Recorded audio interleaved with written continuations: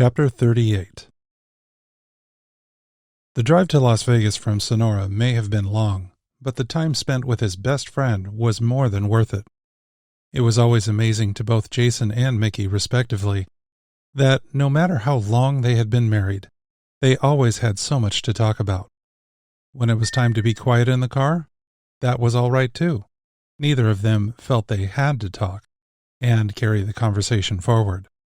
But when one of them got the bug and wanted to speak, there was absolutely nothing in their relationship keeping them from opening a dialogue about whatever they wanted, small or great. Before they knew it, they arrived in Las Vegas and pulled up in front of their hotel.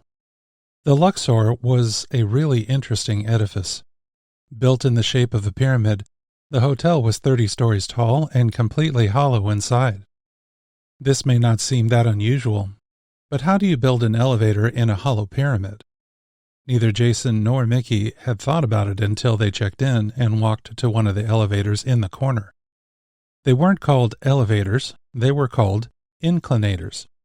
The reason was immediately obvious when you got in and chose the floor you desired. Once the doors closed, the motion exerted on your body was rather disconcerting at first because it wasn't a vertical motion, but rather a side-to-side one. Jason and Mickey got to their room on the 28th floor and immediately collapsed. Since they left right after Jason got home from work, they didn't get to the hotel until about 12:30 a.m. The couple decided to save the fun and festivities for the following day and just be an old fuddy-duddy couple who went straight to sleep. In the morning, Mickey decided she wanted to work on her tan a bit. "What do you want to do today, darling?" she asked with her best Zsa Zsa Gabor impression while batting her eyes. "Well," said Jason, "there is a science fiction convention going on at the convention center. I thought it would be kind of fun to go there and look at all the people dressed up in costumes from all the sci-fi shows. After that, I was thinking about maybe going to see O over at the Bellagio." "Wow, that sounds like fun," enthused Mickey. "Before that, I don't suppose you'd be my pool boy and spread tanning lotion on my back while I lounged by the pool in my bikini, would you?" All said while she batted her eyes at her husband. "Just your back?" asked Jason, sticking out his bottom lip. "Oh, behave," said Mickey. Both laughed. Jason donned his swimming trunks, Mickey her bikini, and off they went to the pool. There were actually 4 separate pools at the hotel, and the two didn't have difficulty finding the perfect place to soak in the rays. As promised, Jason spread a generous amount of tanning lotion on parts near and far on the perfectly proportioned body belonging to his lovely wife. She in turn returned the favor. When gliding her fingers over the rippled muscles of her husband's back, she always felt a little flutter in her stomach. She just couldn't fight away the smile. What she didn't know was that her husband had just fought and lost the same battle. Late morning turned into early afternoon.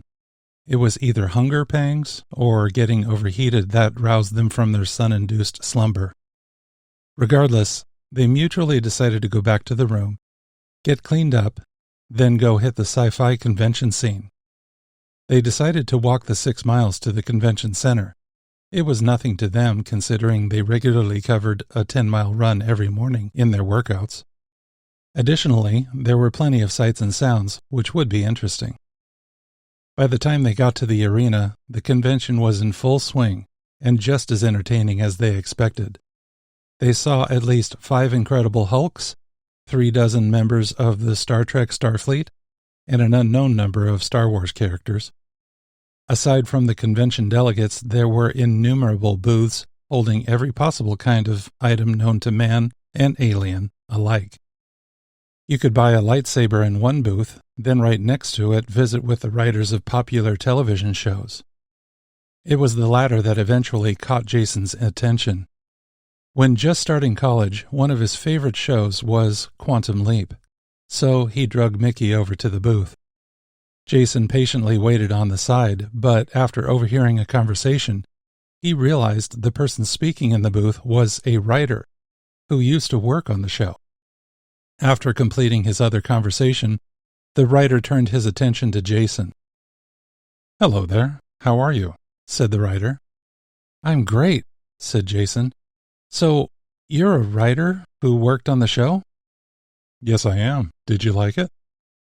"Boy, I sure did," gushed Jason. "I was going to college at the time, and a lot of what I saw in that show actually inspired me to pursue the fields of study I did." "Oh, really? What fields were those?" "Electrical engineering and physics." "That's really great to know," responded the writer. "I was a physics major in college myself. Even though I changed my major and switched to journalism, I never lost my fascination with the sciences. In fact, that's the major reason I enjoyed writing for this show so much. I've worked on several shows since then, but the premise of that particular one was really something I took to like a duck to water." "Can you tell me," asked Jason, "the name of an episode you wrote?" Most of the writing was a collaborative effort. The writing team would discuss the overall direction of the show and what kind of subplots needed to be developed for the eventual season cliffhanger and resolution episodes. From there, we would create an overall subplot to be developed in an episode, and a primary plot developer would be assigned to write the first draft. That writer would come up with the basic premise for the episode, write the first draft of the screenplay, then bring it back to the team for discussion and refinement. Having said that, the one I was the primary on was called Goodbye Norma Jean, where Sam jumps back and becomes Marilyn Monroe's bodyguard, interrupted Jason. With an astonished look on his face and a chuckle in his voice, he looked at Jason and said, "Boy, you are a fan, aren't you?" "Oh, yeah," answered Jason. "That show was what got me through finals one year." "That is really gratifying to know, my friend." "Let me ask you something I've always wondered about," Jason continued. "Were there any twists in the show that never got developed? I always had the sense it was building up to a bigger plot twist, which we never got to see at the end." "Since you asked, there actually was something we were unable to develop because the show was canceled," conceded the writer. "I knew it," said Jason. "You have to tell me what it was." "It's been so long since the show. I suppose the Writers Guild police won't come and arrest me for letting it out at this point," laughed the writer. "In the next season, we were finally going to reveal the overall reason why Sam was being sent back to these particular places in time. We hadn't settled on a specific plot reason, but one we were playing with was that Sam was correcting the problems created by an antithesis of himself." "Wow, that would have been great," enthused Jason. "One of my pet scripts, which I never got to put forward to the team, started to explain the science of the leaping, and how there was a person behind it all who was pulling the puppet strings. I intended on doing some physics research on quantum mechanics and time travel. Do you happen to work with that at all?" asked the writer. "No, not much," lied Jason through his teeth. "Too bad. I would have loved to bounce some ideas off you. Although I don't work with that stuff much, I wouldn't mind talking more about it, even though I can't say I work with it much." Which was technically true. Jason couldn't say he worked with quantum mechanics.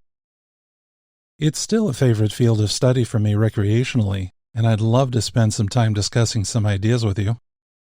"That sounds really good. I'm working on a fictional novel at the moment, and I'd love to see if some ideas for the technology in the book are believable. Here." The writer reached into his pocket and produced a card. He handed it to Jason with one hand and held out his other for a handshake, saying, "Here's my card. Name's Adrian, Dan Adrian. Give me a call sometime so we can knock our heads together." The smile on his face was sincere and genuine. With heartfelt gratitude and with a hearty handshake, Jason replied, "Dan, it is really great to meet you. I look forward to talking with you soon." "I do as well, my friend. Take care," called out Dan as Jason went to leave. Mickey had been quietly standing there all along, allowing her husband to enjoy himself with the obvious ardor of a true fan. She didn't have a clue just how much this show had shaped the vocation of her husband. But one thing she did know was Jason acted like a kid in a candy store, and she wasn't about to interrupt that in the slightest. She thought it was funny how he had been so into talking with Adrian, he hadn't even taken the time to introduce her. Jason suddenly became aware of how much he had ignored his wife, and he felt bad. "I'm sorry. I've been ignoring you all this time." "That's okay, honey. You were having fun, and I was getting a big kick out of watching you enjoy yourself that much," replied Mickey. "For that, you've just earned yourself an extremely romantic evening, complete with dinner and show, and a slow, sensual massage at the hands of your own personal masseur," responded Jason, with a grin on his face. "Deal," cooed Mickey. "Why don't we start making our way back to the hotel so we can get this party started?" "Sounds good to me, babe." It seemed to take longer to exit the convention arena than it did to walk the 6 miles there in the first place. Since it was getting late, Jason decided to hail a cab back to the hotel. Once there, Mickey took her customary hour to get dressed. In a classic little black dress accented with black silk nylons and a single strand of pearls, she came out of the ensuite the spitting image of Audrey Hepburn, playing Holly Golightly in Breakfast at Tiffany's. To say Jason was smitten with the vision standing before his eyes was a colossal understatement. Striding to his side, Mickey could see in Jason's eyes that he was almost to the point of tears from the enormity of love he felt for his wife at that very moment. Taking Mickey's arm in his, the proud peacock escorted his queen, his world, his love, to dinner at the finest restaurant he could muster, all the while wondering how he could possibly be so privileged as to land such a perfect package of a woman with looks like this, coupled with the most alluring and perfect personality as well. Over candlelight dinner, the conversation was both light and uplifting, both enriching and inspiring. It was certainly one of those moments when the entire outside world could have evaporated and they wouldn't have known. "I love how you are looking at me right now," smiled Mickey. "Oh? And how is that, my love?" replied Jason, already knowing the answer. "It's like nothing else matters to you right now other than what's before you. You have a look of complete contentment," said Mickey. "I'd say that about covers it. I'm sorry I wasn't paying much attention to you earlier at the convention," admitted Jason. Channeling Holly Golightly, Mickey answered, "Oh, pish-posh.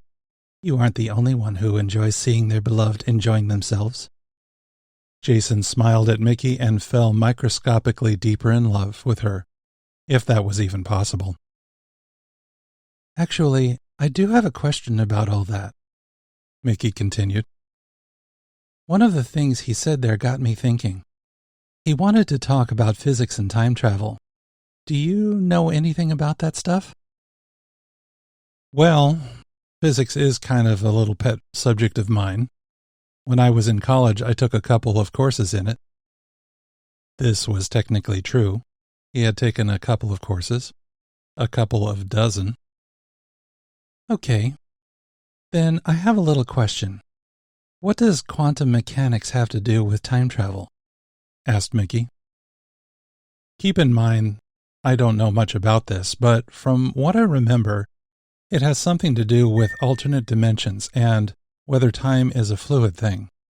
I know quantum mechanics has to do with the science of trying to figure out why some particles seem to exist in two places at the same time." "Really?" replied Mickey. She seemed to be deep in thought, which got Jason wondering where she was going with this. She wasn't dumb by any stretch, so he was intrigued by what she might come up with. "Well, what about the other way?" asked Mickey.